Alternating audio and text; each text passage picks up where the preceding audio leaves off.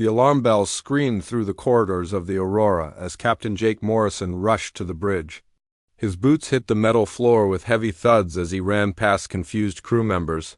Something had woken him from deep sleep, and now the ship was going crazy with warning sounds. "Report!" Jake shouted as he entered the bridge. The main screen showed nothing but empty space and distant stars. Lieutenant Kate Sullivan turned from her station with worry on her face. "Captain, we picked up a distress signal about 10 minutes ago. It's coming from the Kappa 7 system." Jake frowned. "That system isn't on any of our maps. Are you sure the signal is real?" "I've checked it 3 times, sir. The signal is definitely there, and it's strong. But here's the strange part. It's not using any known communication format. Our computer had to work hard just to recognize it as a distress call." Jake moved to the captain's chair and sat down. The Aurora was a deep space exploration ship, built to go where no human had gone before.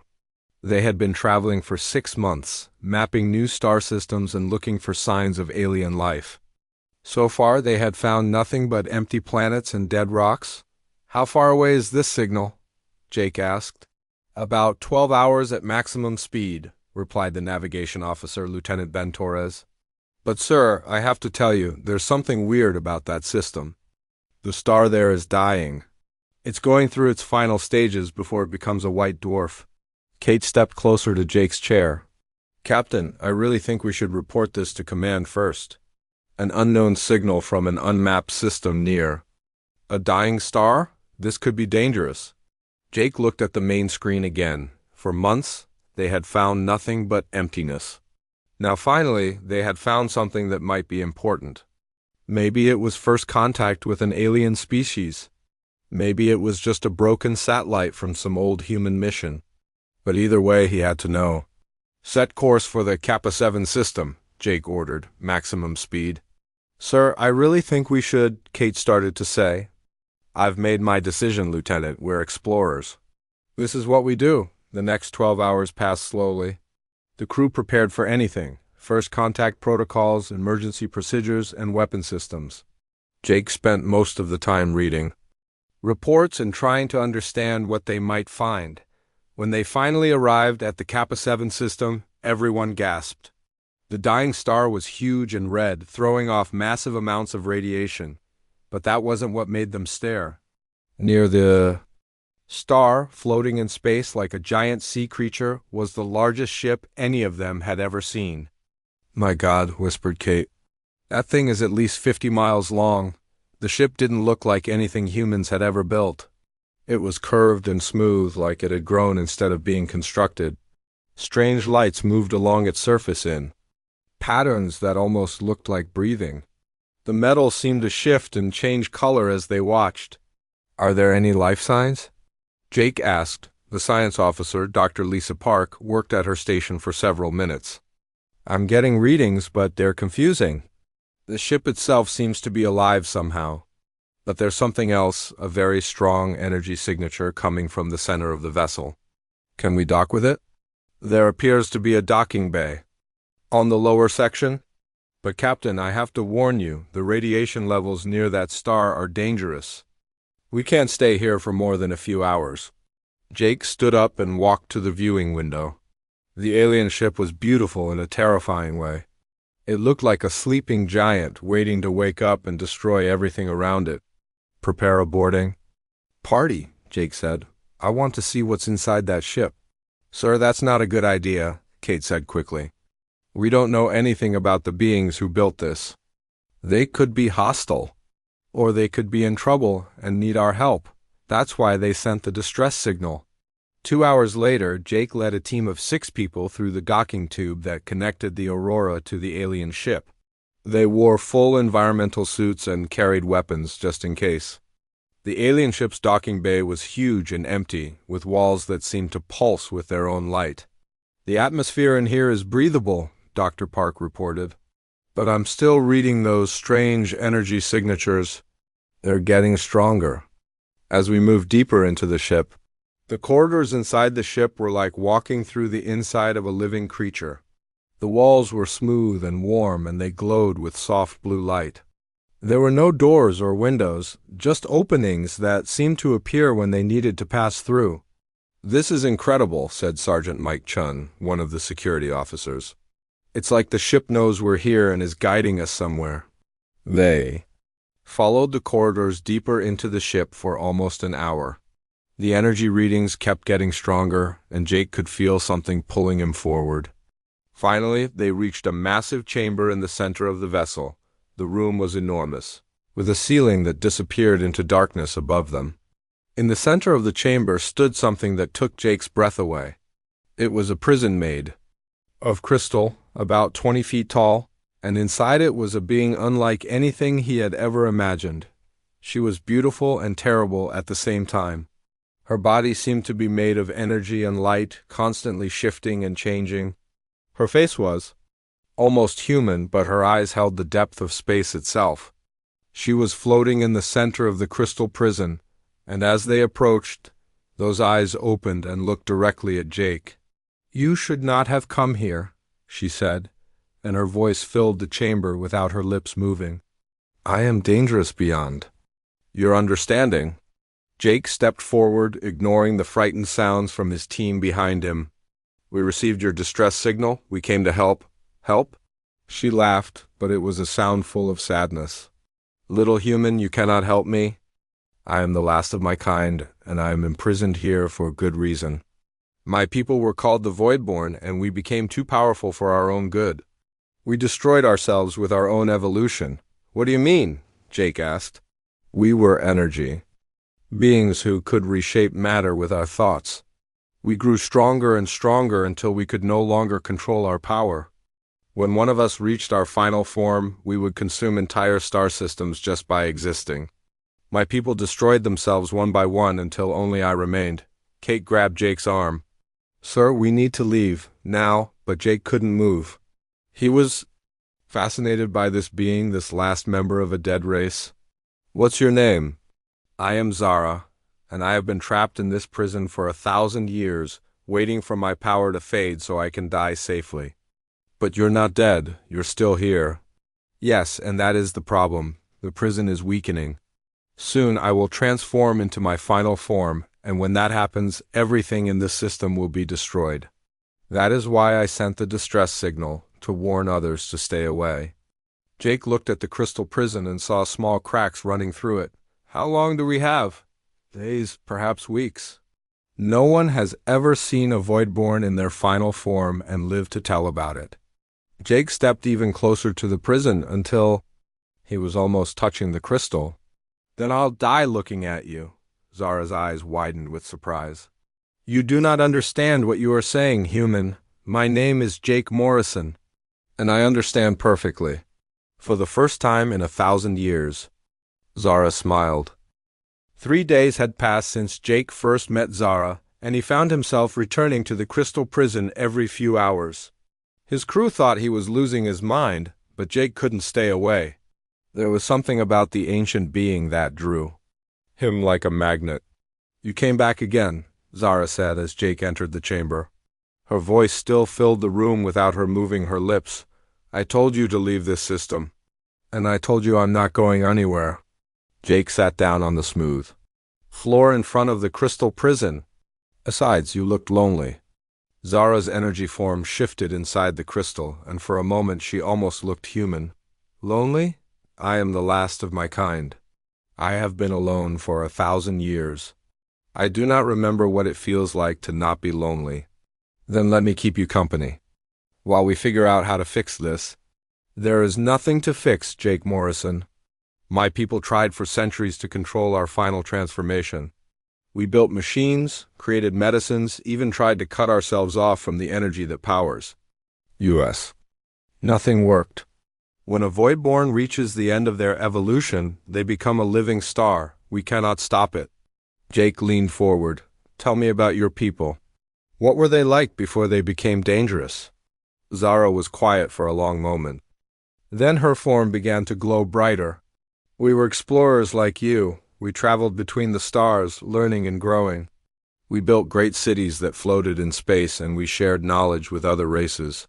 For millions of years we were the Peacekeepers of the galaxy, what changed? We became too curious about our own power. We began experimenting with our energy forms, trying to become stronger and more capable. Each generation grew more powerful than the last. We thought we were improving ourselves, but we were actually destroying our ability to control what we had become. Jake watched as images began to appear in the crystal around Zara. He saw beautiful cities floating among the stars, and beings of pure light working together to build wonders. Then the images changed, showing the same beings losing control, their energy forms growing larger and more destructive. The first one to reach final form was our greatest scientist, Zara continued. She was working on a way to give our people even more power when she transformed. In seconds, she became a ball of pure energy that consumed 3 planets before burning out. We realized then that we had gone too far. But you survived. You found a way to control it.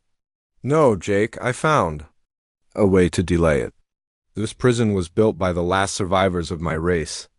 They sacrificed themselves to create it, pouring their own life energy into the crystal to keep me contained. I have been slowly absorbing their essence for 1,000 years, but now it is almost gone. Jake stood up and placed his hand on the crystal. The surface was warm and seemed to pulse like a heartbeat. What happens if you do transform? I mean, exactly what happens? I will become a being of pure destructive energy. My consciousness will be lost, and I will consume everything around me until there is nothing left. The star in this system will be destroyed, and the explosion will reach for light years in every direction. That's not acceptable, Jake said firmly. There has to be another way. You sound like my people did before they destroyed themselves. There is no other way, Jake Morrison. This is simply what we become. Jake began visiting Zara twice a day, spending hours talking with her about everything and nothing. He told her about Earth, about human history, about the wars and peace treaties that had shaped his species. He shared stories of human art, music, and literature. He even brought a small music player and played classical symphonies for her. Zara was fascinated by human culture. Your species fights constantly, yet you also create beauty. You live such short lives, yet you worry about the future of your children's children. I do not understand how you can be so destructive and so caring at the same time. That's what makes us human, Jake said. We're not perfect, but we keep trying to be better. My people never understood that concept. We thought perfection meant more power, more control. We never learned that sometimes the greatest strength comes from choosing not to use the power you have. Meanwhile, the crew of the Aurora was growing worried. Strange things were happening around the ship. The lights flickered at random times, and several crew members reported having vivid dreams about stars exploding and entire worlds being consumed by fire. Dr. Park came to see Jake in his quarters after his evening visit with Zara. Captain, I need to talk to you about the energy readings I've been taking. What about them? They're getting stronger. Not just from Zara, but from the entire ship. And sir, I think our presence here is making things worse. Jake looked up from the report he was reading. What do you mean? The crystal prison is deteriorating faster than it should be. I think having humans nearby is somehow affecting the containment field. Our emotional energy, our brainwaves, something about us is causing the prison to break down. How much time do we have? At this rate, maybe 2 weeks. 3, if we're lucky. That night, Jake couldn't sleep. He kept thinking about what Dr. Park had said. If their presence was making things worse, then the right thing to do would be to leave. But he couldn't bring himself to abandon Zara. The next morning, he found Kate waiting for him outside the docking tube to the alien ship. Jake, we need to talk, she said, using his first name instead of his rank. The crew is getting scared. People are having nightmares, and the ship's computer is acting strangely. Yesterday, it started playing music that no one had programmed into it. What kind of music? The same classical pieces you've been playing for that creature. Jake, I think she's getting into our heads somehow. Jake walked past Kate toward the docking tube. Her name is Zara, and she's not getting into anyone's head. She's just lonely and scared. She's dangerous. She told you herself that she's going to destroy everything in this system. She's trying to prevent that from happening. That's why she's been in that prison for 1,000 years. Kate grabbed Jake's arm. And what happens when that prison fails? What happens to us, to Earth, to everyone we care about? Jake stopped walking. I don't know, but I'm not going to abandon her. This isn't about abandoning her. This is about saving lives. Millions of lives. That day, Jake's conversation with Zara was different. She seemed sadder, more distant. Your friend is right, Zara said. You should leave. The prison is failing faster because of your presence. Every day you stay here, you bring the end closer. There has to be something we can do. There is. You can leave, and I can try to contain the explosion when it happens. If I focus all my energy inward when I transform, I might be able to keep the destruction limited to this system. Jake stood up and began pacing in front of the crystal. That's not a solution. That's just giving up. Sometimes giving up is the only wise choice. Humans don't give up. We find another way. Zara's form flickered, and for a moment she looked completely human. That is what I find most fascinating about your species. You refuse to accept that some things cannot be changed. Because we've learned that most things can be changed if you're willing to try hard enough. And if you're wrong? If you stay here and die with me, what will that accomplish? Jake stopped pacing and looked directly at Zara. It will mean that the last of your people didn't die alone. For the first time since he had met her, Zara was completely silent. Her energy form stopped shifting and she became very still. You would really do that? She asked finally. You would die for someone you barely know? I would die for someone who deserves better than spending eternity trapped and alone. Zara's eyes began to glow brighter. Jake Morrison, you are either the bravest human who ever lived or the most foolish. Probably both. Despite everything, Zara laughed. It was a sound like music, filling the entire chamber with warmth. Yes, probably both. As Jake walked back to his ship that night, he noticed something different. The corridor walls were glowing brighter than usual, and the energy readings on his scanner were higher than they had ever been. The prison was failing faster now, and he could feel it, but for the first time since meeting Zara, Jake wasn't afraid. He was determined to find a way to save her, even if it meant risking everything. Jake woke up to the sound of alarm bells ringing throughout the Aurora. He jumped out of bed and ran to the bridge, still wearing his sleep clothes. The main screen showed something that made his blood run cold. Dozens of massive ships had appeared around the dying star. They were dark and angular, built for war rather than exploration. Each one was at least twice the size of the Aurora, and their weapons were already charging with deadly energy. Report!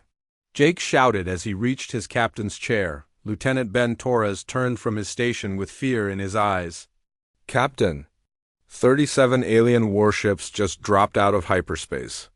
They're surrounding us and demanding we surrender immediately. Are they communicating with us? Yes, sir. Their leader wants to speak with you directly. Jake straightened his uniform and tried to look calm. Put them on screen. The main display changed to show the bridge of one of the alien ships. The creature standing in the center was tall and reptilian, with scales that seemed to shift color in the light. Its eyes were cold and calculating, and when it spoke, its voice was like grinding metal. I am Admiral Keth of the Drakmori Empire, commander of the Hegemony Fleet. You will immediately surrender the void-born entity you are harboring, or we will destroy your ship. Jake stepped forward. I'm Captain Jake Morrison of the Earthship Aurora. We're explorers, not soldiers. We found a being in distress and we're trying to help. Admiral Keth's scales shifted to a darker color. Help? You fool, you have no idea what you're dealing with. That creature is the last of a race that nearly destroyed the galaxy. We have been hunting it for centuries. If you want to talk, we can negotiate. But we're not handing over anyone. You misunderstand, human. We are not here to imprison the Voidborn. We are here to harvest its power. Jake felt his stomach drop. What do you mean? The Hegemony has been using captured Voidborn essence to fuel our expansion across the galaxy for over 1,000 years.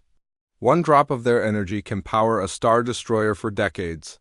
The power contained in that creature could fuel our entire fleet for centuries. You're talking about murder. We are talking about the natural order. The strong take what they need from the weak. Your species will learn this lesson soon enough. The communication ended, and Jake turned to his crew. Kate Sullivan was already at the weapons station, checking their defensive systems. "Captain, we're outgunned by at least 50 to 1, she reported. "If they attack, we won't last 5 minutes. "Then we better make sure those 5 minutes count," Jake said. "All hands to battle stations. Prepare for combat." Jake ran through the corridors toward the alien ship, knowing he had to warn Zara about what was happening. When he reached the crystal prison, he found her already waiting for him. "I felt them arrive," she said, her energy form pulsing with agitation. "The hegemony has found me at last." "You know about them?" "They are the reason my people went into hiding. The hegemony began capturing Voidborn over 1,000 years ago, draining our life energy to power their war machines. They turned us into living batteries." Jake felt anger building inside him. "That's monstrous. That is why my people chose to destroy themselves rather than be captured. Death was preferable to being used as a power source for those who would enslave the galaxy." "Well, they're not getting you, not while I'm alive." Zara's form became brighter. "Jake, you cannot fight them. They have weapons that can tear apart stars. Your small ship will be destroyed instantly." "Maybe, but humans have a bad habit of winning fights we shouldn't be able to win. This is not a story, Jake Morrison. This, is real. If you try to fight them, you will die." Jake placed his hand on the crystal prison. "Then I'll die protecting you. That's what friends do." Zara stared at him for a long moment. "Friends? Is that what we are?" "I'd like to think so. In all my centuries of existence, I have never had a friend. My people were too focused on power to form emotional bonds. Well, you have one now." Jake ran back to the Aurora as the first shots were fired. The hegemony ships opened fire with massive energy beams that lit up the space around the dying star. The Aurora's shields held for the first few hits, but Jake knew they wouldn't last long. "Evasive maneuvers," he ordered. "Use the alien ship as cover." The Aurora was much smaller and faster than the hegemony warships, and Jake used that to his advantage. He ordered his pilot to fly close to the organic alien vessel, using its massive bulk to block incoming fire. "Captain, we're getting a message." "From the hegemony commander," Kate reported. "Put him through." Admiral Keth appeared on the screen again, but this time he looked angry. "You are only delaying the inevitable, human. Surrender now, and we will kill you quickly." "Counteroffer," Jake said. "Leave this system now, and we won't have to find out what happens when you push humans too far." Brave words from someone who was about to die. The battle continued for an hour. The Aurora darted between the larger ships, firing at their weapons and engines. Jake's crew performed miracles, keeping their small ship alive against impossible odds. But their shields were failing and their weapons were running out of power. "Hull breach on deck 3. Someone shouted over the communications system. "Emergency teams to deck 3. Kate ordered. Jake looked at the tactical display and saw that they were surrounded. The hegemony ships had formed a perfect circle around them, and there was no way out. "Captain," Dr. Park's voice came over the intercom. "I'm reading massive energy fluctuations from the alien ship. The crystal prison is starting to crack." Jake felt his heart race. "How long do we have?" "At this rate, maybe an hour." "Sir," Kate said quietly, "we need to evacuate. If that thing breaks free during the battle, we'll all be killed." Jake looked around the bridge at his crew. They were all watching him, waiting for orders. He knew Kate was right. The smart thing to do would be to run, to save as many lives as possible. "All hands, this is the captain," Jake announced over the ship's intercom. "We are facing impossible odds, and our situation is about to get much worse. Anyone who wants to evacuate to the escape pods has permission to do so. I won't think less of anyone who chooses to save their own life." Jake waited for people to start running for the escape pods. Instead, he watched his crew return to their stations with grim determination. Well, Kate said with a small smile, I guess we're all crazy. Crazy enough to be human, Jake replied. The battle resumed with even greater intensity. The hegemony ships closed in, their weapons tearing chunks out of the Aurora's hull. But Jake's crew fought back with everything they had, targeting weak points and using every trick they knew. Captain!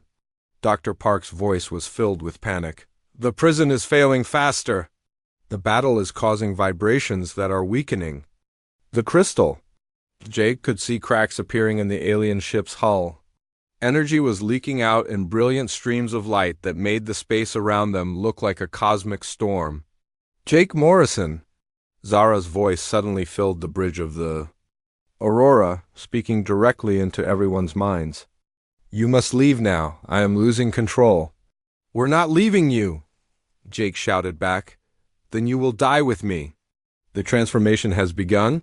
Through the viewing window, Jake could see the alien ship beginning to glow with an inner light that hurt to look at.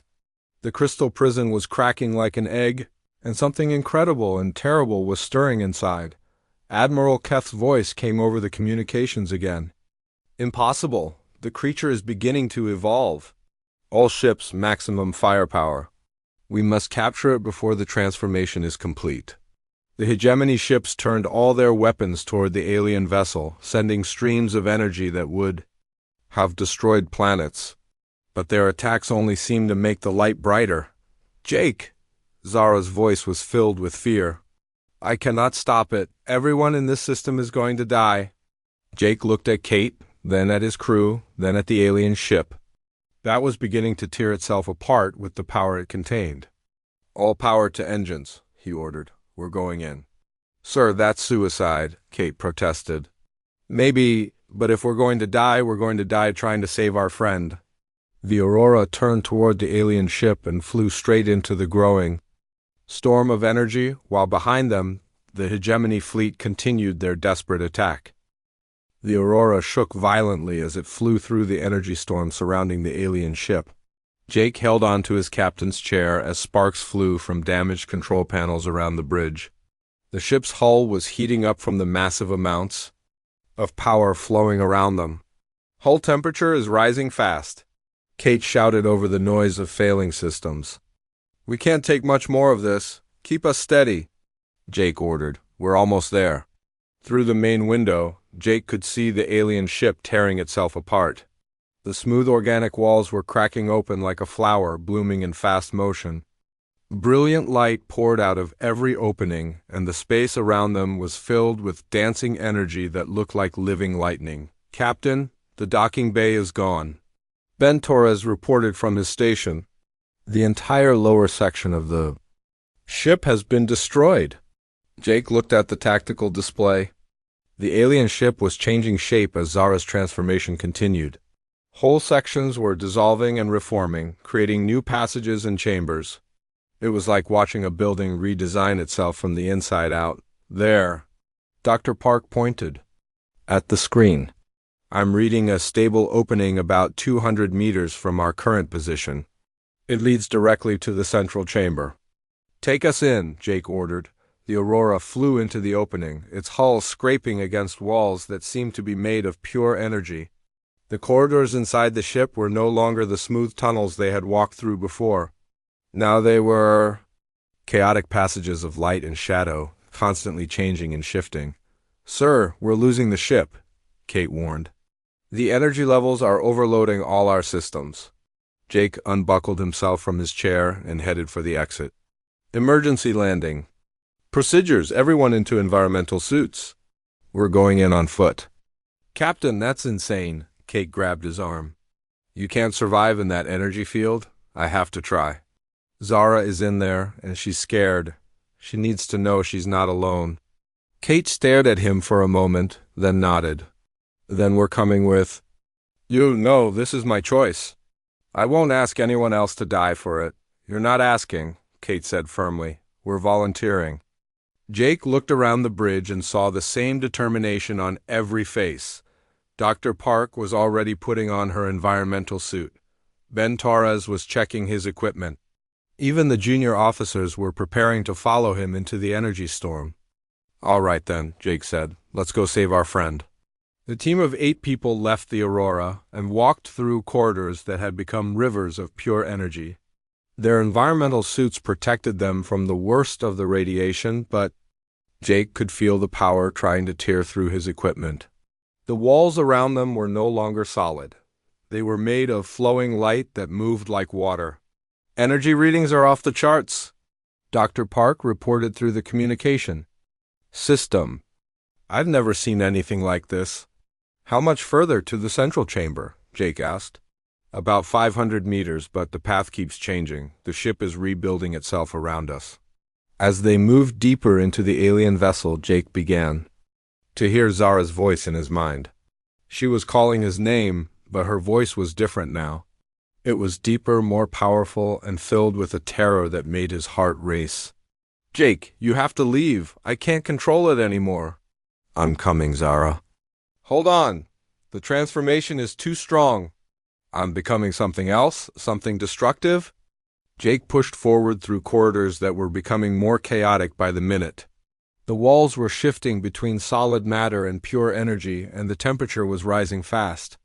His suit's cooling system was working at maximum capacity, but he could feel sweat dripping down his face. They reached the central chamber, just as the crystal prison finally shattered completely. The pieces fell to the floor like broken glass, and Zara rose into the air, her form growing larger and brighter with each passing second. She was no longer the beautiful energy being Jake had come to know. She was becoming something cosmic and terrible, a creature of pure power that hurt to look at directly. Her consciousness was being overwhelmed by the incredible forces flowing through her. Zara! Jake shouted, pulling off his helmet despite the dangerous energy levels in the chamber. It's me, it's Jake. Jake? Her voice was like thunder now, shaking the entire chamber. You should not be here! I'm becoming death itself. No, you're not. You're my friend. Jake walked directly towards Zara, ignoring the energy that was making. His skin burned and his eyes water. Behind him, he could hear Kate and the others shouting warnings, but he didn't listen. He had made his choice. Stay back. Zara's form grew even larger, and Jake could see that she was losing her human shape. Completely. I am becoming what destroyed my people. I will consume everything. Then let me help you control it. Jake reached out and tried to touch his energy form. The moment his hand made contact, pain shot through his entire body like lightning, but he didn't pull back. Instead, he stepped closer. Jake, no. Zara's voice was filled with panic. You will die. I told you before, then I'll die looking at you. Something incredible happened the moment Jake's consciousness touched Zara's. Instead of being destroyed by her power, he became part of it. His human awareness merged with her cosmic energy, creating something that had never existed before. Zara's transformation, which had been chaotic and destructive, suddenly became controlled and purposeful. Jake's presence gave her an anchor, a way to direct her incredible power instead of being consumed by it. What is happening? Zara asked, her voice now filled with wonder instead of fear. I don't know, Jake replied, his own voice now speaking directly into her mind. But I can feel your power, and it's not evil. It's just been without direction. Together they rose into the air, Jake's human consciousness intertwined with Zara's cosmic awareness. He could see through her eyes now, could feel the incredible forces that flowed through her transformed body. But instead of the destructive hunger that had consumed her people, he felt something else, the desire to create, to heal, to protect. This is impossible, Zara said. No one has ever survived contact with a Voidborn in final form. Maybe that's because no one ever tried to help instead of running away. Outside the chamber, the Hegemony fleet was still attacking the alien ship. But now, instead of trying to capture or destroy Zara, they were fighting something completely different. Jake and Zara, working together, had become a force of controlled power that could defend itself. We need to stop them, Jake said, feeling Zara's agreement through their connection. Yes, but how? If we destroy them, we become no better than what they are. We don't destroy them. We take away their stolen power. Together, Jake and Zara reached out with their combined consciousness toward the Hegemony fleet. Jake could feel the essence of other Voidborn that had been captured and enslaved, their life energy being used to power the alien warships. I can feel them, Zara said with sadness. My people. They're still suffering, then let's free them. With a thought, Jake and Zara sent a wave of energy toward the hegemony ships. But instead of destroying them, the energy stripped away all the stolen Voidborn power that had been keeping them operational. The essence of Zara's people, finally freed after centuries of slavery, flowed back toward its source. Admiral Keth's voice came over the communications system, filled with rage and confusion. What have you done? Our ships are losing power. We've given your victims their freedom, Jake's voice replied, now carrying the cosmic depth of Zara's power. Your reign of terror ends today. The hegemony ships, suddenly powerless without their stolen energy, began to drift helplessly in space. Their weapons went dark, their shields failed, and their engines shut down. This is not over, human, Admiral Keth shouted. The hegemony will return. No, Zara's voice joined Jake's. It will not. The galaxy will know what you have done, and they will rise against you. Jake and Zara, still connected and floating in the ruins of the alien ship, looked out at the stars. The transformation was complete, but it had not brought destruction. Instead, it had brought something new, the joining of human compassion with cosmic power. What happens now? Jake asked. Now, Zara replied, we help heal the damage that has been done. And we make sure that no one else has to suffer as my people did. In the distance, Jake could see the Aurora, damaged but still flying. His crew was safe and the immediate danger was over. But he knew that this was just the beginning of a much larger story. 6 months had passed since the battle at the Dying Star, and the galaxy was a very different place. Jake and Zara traveled together through space, no longer needing a ship to move between the stars. Their combined form could cross vast distances, in moments appearing wherever they were needed most. Today they stood on the surface of Kepler 442b, a world that had been strip-mined by the hegemony for over a century. The planet's surface was covered with deep scars where massive machines had torn away the soil and rock, searching for rare minerals. The native population had been enslaved, forced to work in terrible conditions until most of them died. It's hard to believe this was once a garden world, Jake said, his voice now carrying the harmonic tones of cosmic energy. He still looked human, but his eyes held the depth of space itself. The hegemony did this to hundreds of worlds, Zara replied, her energy form shifting between her original appearance and something more radiant. They took what they wanted and left behind only death. Jake knelt down and placed his hand on the poisoned soil. Through their connection, he and Zara could feel the pain of the damaged planet. But they could also sense something else, life waiting beneath the surface for a chance to grow again. Let's fix this, Jake said. Together they reached out. With their combined power, energy flowed from their joined consciousness into the ground, cleaning away the poisons and filling the dead soil with nutrients. Where their power touched, new grass began to grow. Trees sprouted from the earth and reached toward the sky.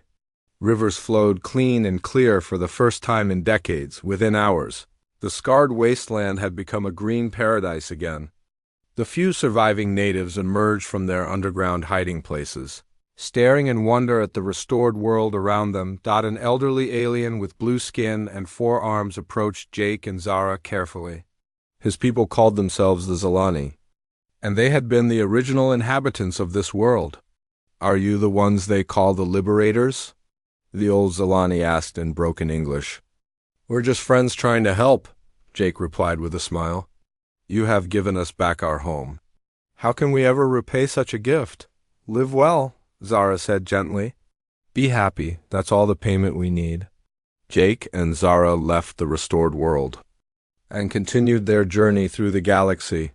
News of their work was spreading faster than they could travel.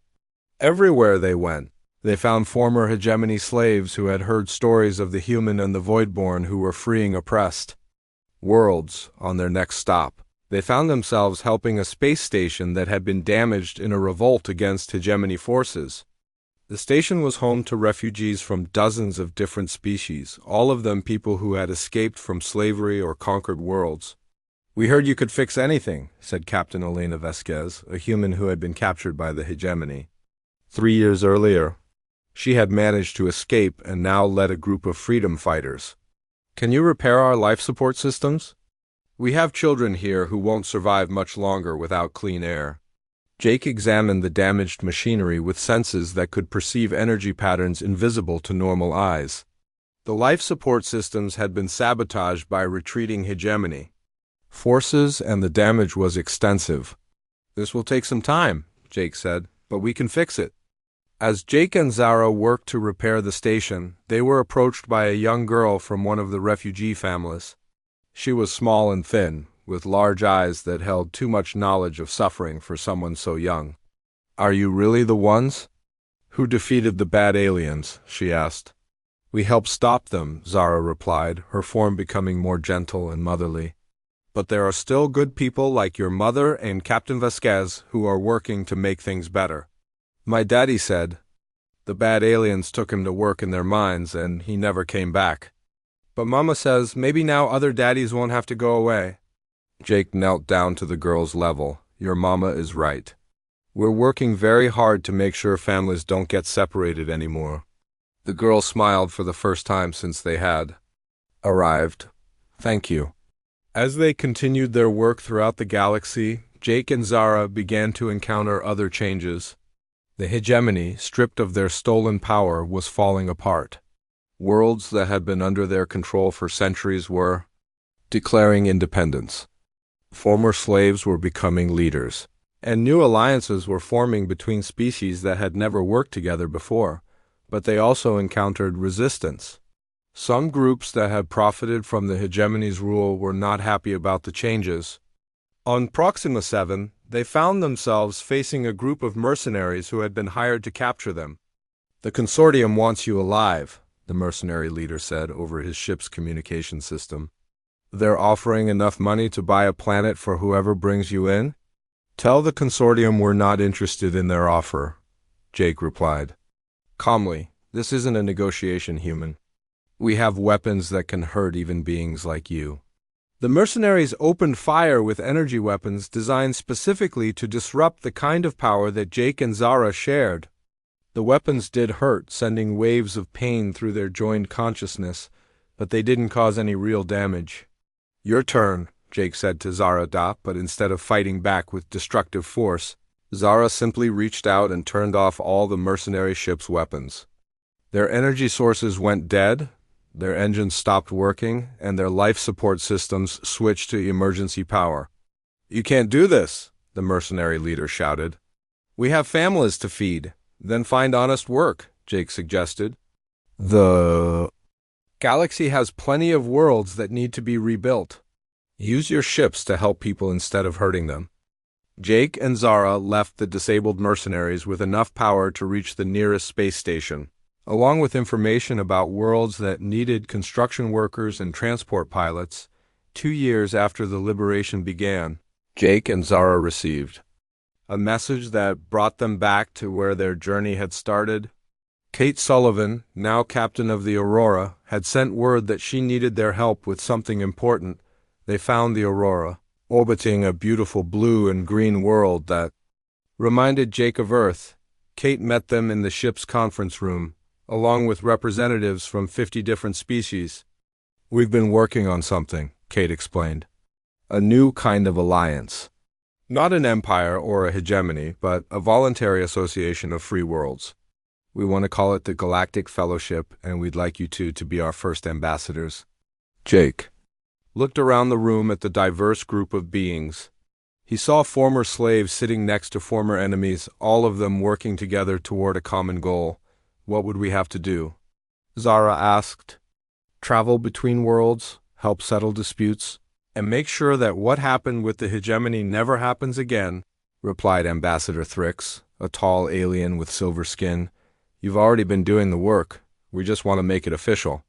Jake and Zara looked at each other through their shared consciousness.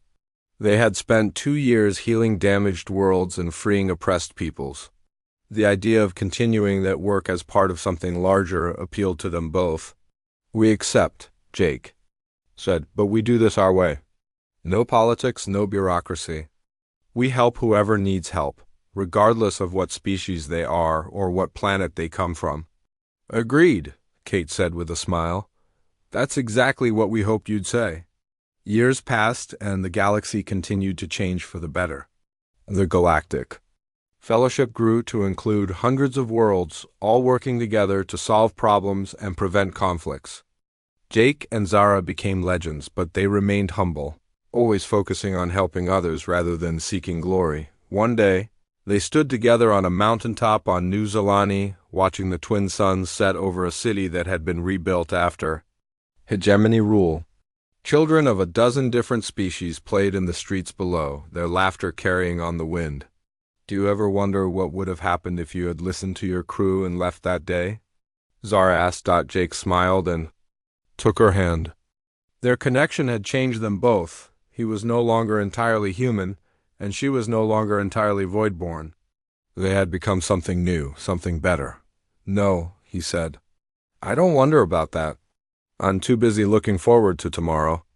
"And what do you see when you look toward tomorrow?" "More worlds to heal, more people to help, more children laughing in the streets." Jake squeezed her hand gently. "And you, always you, by my side." Zara smiled, her energy form glowing warm and bright like a gentle star.